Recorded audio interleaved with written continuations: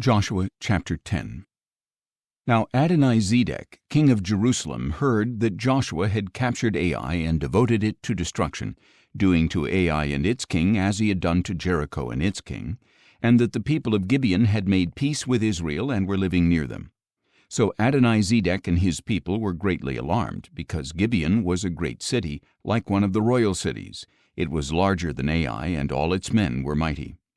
Therefore Adonizedek, king of Jerusalem, sent word to Hoham, king of Hebron, Piram, king of Jarmuth, Japhiah, king of Lachish, and Deber, king of Eglon, saying, Come up and help me, we will attack Gibeon, because they have made peace with Joshua and the Israelites.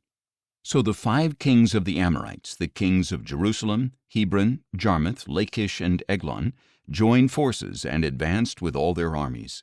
They camped before Gibeon and made war against it.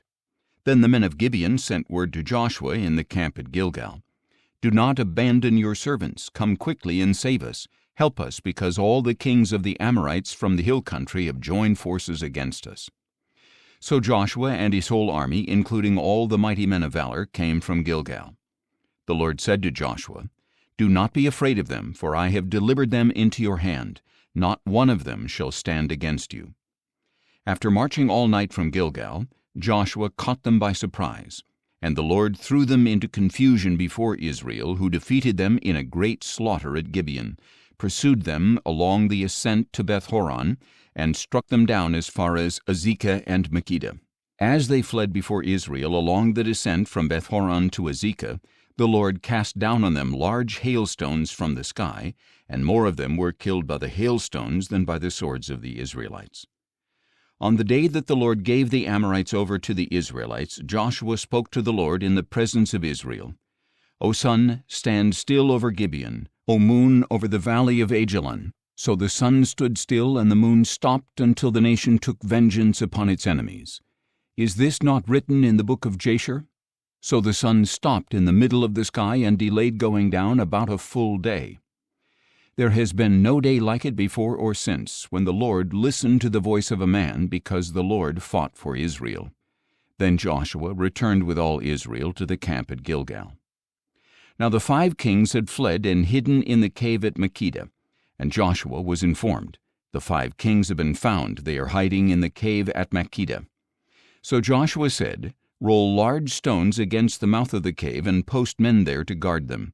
But you, do not stop there. Pursue your enemies and attack them from behind.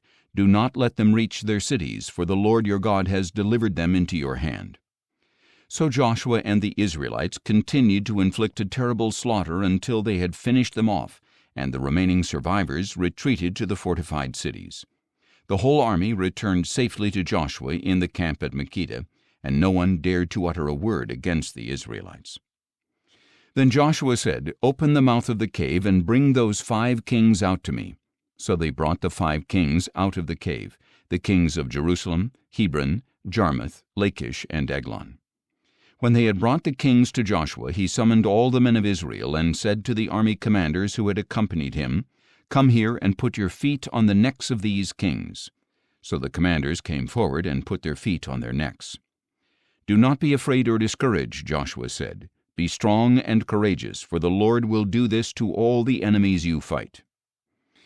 After this, Joshua struck down and killed the kings, and he hung their bodies on 5 trees and left them there until evening. At sunset, Joshua ordered that they be taken down from the trees and thrown into the cave in which they had hidden. Then large stones were placed against the mouth of the cave, and the stones are there to this day.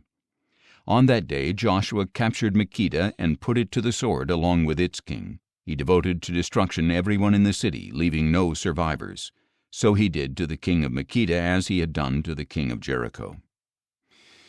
Then Joshua and all Israel with him moved on from Makkedah to Libnah and fought against Libnah. And the Lord also delivered that city and its king into the hand of Israel, and Joshua put all the people to the sword, leaving no survivors. And he did to the king of Libnah as he had done to the king of Jericho. And Joshua and all Israel with him moved on from Libnah to Lachish. They laid siege to it and fought against it. And the Lord delivered Lachish into the hand of Israel, and Joshua captured it on the 2nd day. He put all the people to the sword, just as he had done to Libnah. At that time Horam king of Gezer went to help Lachish, but Joshua struck him down along with his people, leaving no survivors. So Joshua moved on from Lachish to Eglon, and all Israel with him. They laid siege to it and fought against it.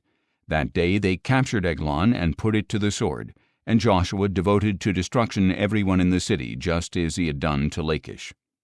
Then Joshua and all Israel with him went up from Eglon to Hebron and fought against it. They captured it and put to the sword its king, all its villages, and all the people. Joshua left no survivors, just as he had done at Eglon. He devoted to destruction Hebron and everyone in it. Finally Joshua and all Israel with him turned toward Debir and fought against it, and they captured Debir, its king, and all its villages. They put them to the sword and devoted to destruction everyone in the city, leaving no survivors. Joshua did to Debir and its king as he had done to Hebron and as he had done to Libnah and its king. So Joshua conquered the whole region, the hill country, the Negev, the foothills, and the slopes, together with all their kings, leaving no survivors. He devoted to destruction everything that breathed, just as the Lord, the God of Israel, had commanded. Joshua conquered the area from Kadesh Barnea to Gaza, and the whole region of Goshen as far as Gibeon. And because the Lord, the God of Israel, fought for Israel, Joshua captured all these kings and their land in one campaign. Then Joshua returned with all Israel to the camp at Gilgal.